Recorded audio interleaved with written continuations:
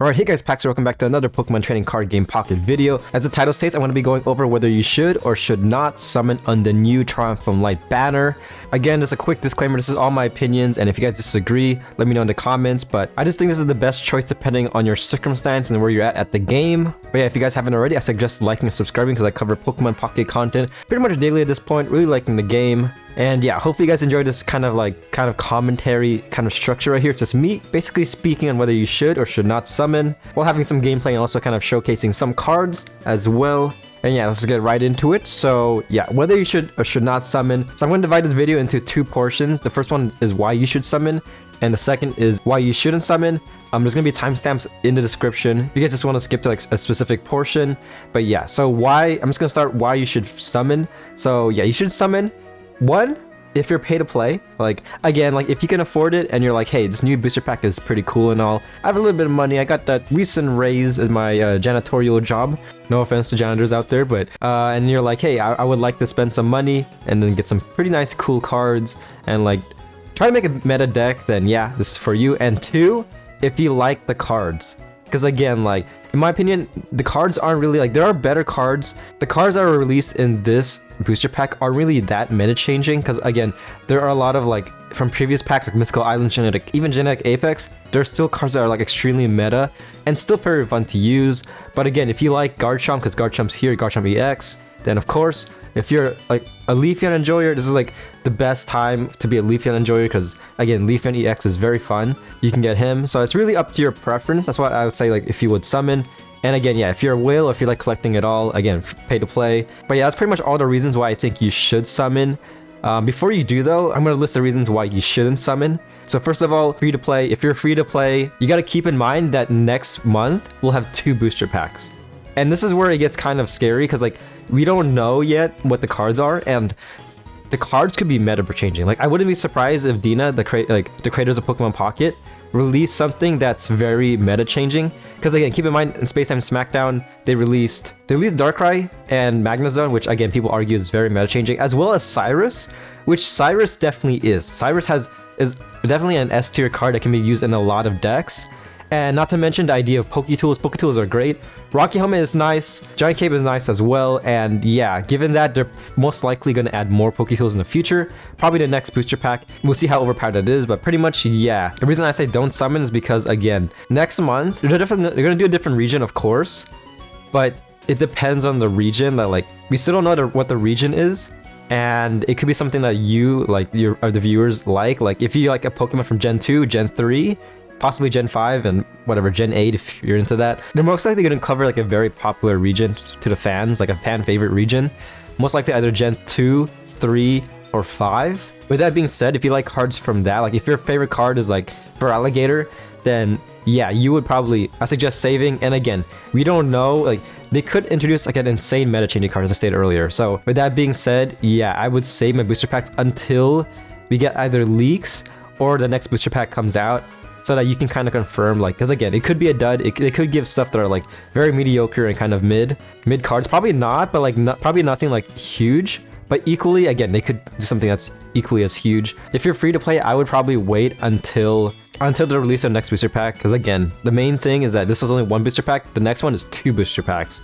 So you will need like this. You need to summon more on those 2 to collect all the cards.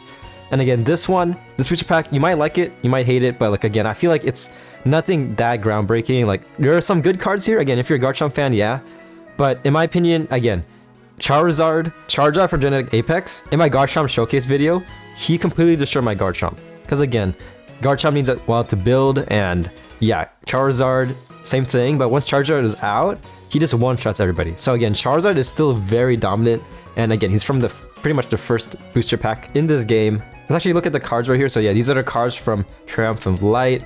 So yeah, the Arceus meta is pretty cool, I have to admit. It's a cool concept, but it isn't really anything like groundbreaking in my opinion. Like they're good. I'll definitely make videos later on, but like it's nothing like Darkrai and Magnezone like levels of like meta like defining. Like this, like again, they're pretty nice. Again, plus 30 damage, their opponent's active, doing 50 damage is pretty cool for basic. Kind of like, again, Skarmory.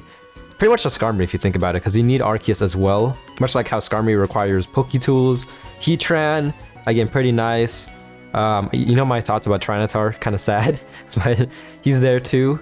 Yeah, so when it comes to the EXs, again, this right here, Leafeon is very good. Like, yeah, very fun to use, but again, like, a good substitute is definitely Executor. Executor is still very meta and has more health, tankier than Leafeon. Glaceon right here, I'm not really a big fan. Again, I feel like a lot of water cards are better. Debatably better than Palkia, don't crucify me on that, but I think that Glaceon might be better than Palkia. I'm definitely going to make a video, a deck showcase video. I've used her a lot with an Articuno, and for some reason, I feel like it's harder to use her compared to the Articuno. Like, most likely, like in most games, you're feeding the Articuno and Glaceon gets out later on.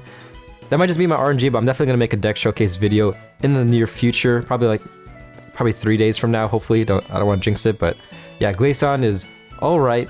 Garchomp, in a similar boat. I did make a deck showcase video. He is very stressful to use for some reason, but again, still very fun. Definitely pairing him with Aerodactyl is nice. Definitely one of the better cards. Probopass, same thing. I really like Probopass. Probopass is amazing. Steel decks are just cooking, man. Steel has so much, like, this is Space Time and this, like, the Arceus pack are definitely, like, the moment of Steel getting the limelight. Because again, Probopass, after attacking, you take minus 20 damage from attacks. You can pair this with Adaman, so you're taking minus 40 damage. Very defensive, and again, Steel is supposed to be very defensive archetype. And then last but not least, of course, Arceus. Arceus is cool, basically a buff for Pikachu if you think about it. Attack does 20 more damage for each of your bench Pokemon, so you can do a max of 130 if you have 3 Pokemon in the bench. Ability is kind of cool, again, this is not being affected by special conditions. So yeah, pretty much the best cards in my opinion here are probably like, I'll probably make an official rank video, but yeah, it would go probably Leafeon, Garchomp, Arceus, and then Probopass, and then Glaceon.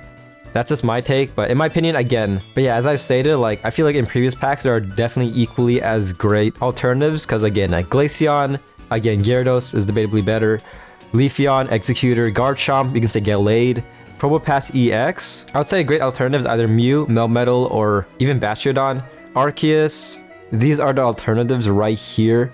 Yeah, you could debate that Arceus might be one of the best colorless here, but again, Licky Licky does 100 damage, plus a little bit more, because of the coin flips. Scatter, Cyclone can do as much, can do more than Arceus if like your opponent's full bench is filled up. And then Wigglytuff is pretty much just making your Pokemon go to sleep by doing 80 damage. Yeah, so you could debate, but yeah, you can debate if he's worth getting or not. Same thing, like, yeah, a good alternative again for Arceus as well is probably Mew, because again, Mew, people I feel like sleep on him, but yeah, his ability, Genome Hacking, basically allows you to copy your opponent's active Pokemon attacks and use it as an attack. This is amazing. Again, this Mew has the ability to one-shot Charizard. He's one of the only characters that can actually do that consistently. So I feel like he is very slept on because, like, again, like he can one-shot Charizard, he can one-shot freaking Palkia. He's a great Palkia counter. I think for my deck showcase video, I believe he did one-shot Palkia. I think he one-shotted Palkia as well as Charizard, and that happens a lot. So yeah, he's amazing. Also for the trainer cards, there aren't really anything meta changing. There is a Rita, which is probably one of the best. Again, just heal 40 damage from each of your Pokemon that has any water energy attached. Again, amazing support. Another little support for freaking water decks, as well as Leafeon. It pairs well with Leafeon if you look at my Leafeon EX video. So yeah, this is probably the best card. Celestic Town Elder, putting one random basic Pokemon from your discard pile into your hand could be very useful. Berry is very situational. Again, just kind of a specific niche, a specific archetype, only working for Snorlax, Heracross, and Staraptor. In Adaman, a nice metal support, but again, metal is still fairly tanky. During your opponent's turn, all of your metal Pokemon take minus 20. As I stated earlier, you can pair this with Probopass, doing minus 40 damage. Yeah, in my opinion, all these cards, again, they aren't really that necessary to run in their respective decks, because again, Irida is a good support, but water decks have a lot of supports already. They have Misty, insane key sustainability with freaking Vaporeon, Manaphy. Also, I forgot to say this, but if you really want to summon because of Leafeon, just basically buff your grass deck. Leafeon will be in the Wonder Picks in about approximately 2 weeks, March 24th. He will be in the rare pick for the grass type mass outbreak event, as you can see right there. So yeah, if you really want Leafeon, again, Leafeon will be featured, as well as Serperior and Carnivine. So I feel like this is pretty good. This is pretty good value when it comes to the grass meta, because again, Serperior is still, you probably don't want to run Serperior and Leafeon and Celebi in one deck, but again, Serperior is still amazing support for Celebi. But yeah, that was pretty much the video. I took both takes, kind of summoning and don't summoning. Again, don't summon is a lot longer, as you can see, because in my opinion, it is like kind of, I feel like the other packs are more impactful to the game, because again, I feel like Cyrus is definitely more like Cyrus, Darkrai, Magnezone. Like there are far better cards in like space time to summon in. My personal recommendation is that like if you're just trying to get into a game, I would personally still summon. I would just say like summon in Genetic Apex. Personally, like if you're trying to get into the game, because again, there's a lot of good Genetic Apex cards. Again, Charizard EX is still very meta. Articuno EX and Starmie EX, like they're still pretty runnable. Like we haven't, at this point when I'm talking, we haven't reached like a major power creep where like, oh, you can't run this deck, like, oh, you can't run Pikachu anymore because they're just unrunnable. Like Pikachu can still get some wins depending on the matchup. Like it definitely feels like rock paper scissors at certain points, because again, like Darkrai EX is pretty nice against like going against basic Pokemon,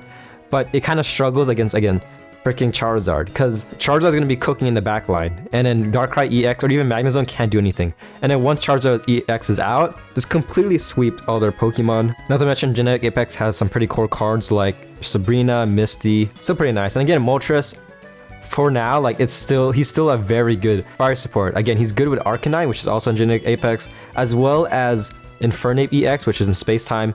Like I feel like he is just very fun to use, and again, pretty essential if you want to run a decent fire deck. But yeah, that is pretty much my take. Again, if you guys disagree, let me know. If you guys agree, then thank you. Again, these are all my opinions, and really I don't really mean any malice. I'm just doing this just because, again, I want to share my opinions and kind of help people, because again, this is a gacha game, and I mean, it's a gacha game, so of course we're gonna get to like banners where like should you skip it or should you not. But yeah guys, hopefully you guys enjoyed this kind of like, again, just me ranting commentary style video. Hopefully it isn't too long. If you're watching this very recently, like probably like it's the first hour of me uploading this, I'm gonna be streaming the Triumphant Light Emblem event on my Twitch, which is in the description, so if you guys are curious.